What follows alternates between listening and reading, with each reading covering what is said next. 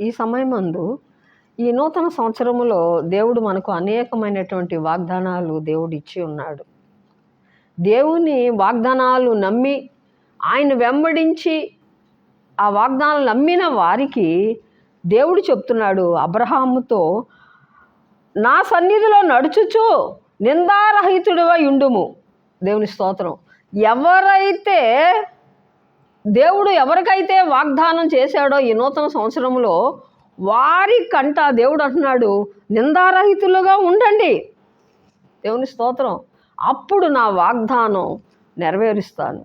మీకు అధిక అభివృద్ధి, మీ కుటుంబాల్లో ప్రతి విషయాల్లో అభివృద్ధి కావాలంటే దేవుడు చెప్తున్నాడు, నిందారహితులుగా ఆయన ఎదుట మీరు ఆ వాగ్దానాన్ని పెట్టి మీరు ప్రార్థన చేసి నిందారహితులుగా ఉంటే దేవుడు ఏం చేయాలి? మీకు ఇచ్చినటువంటి ప్రతి వాగ్దానం ఈ సంవత్సరం దేవుడు నెరవేర్చబోతున్నాడు. దేవుడు ఈ మాటలు దీవించునుగా.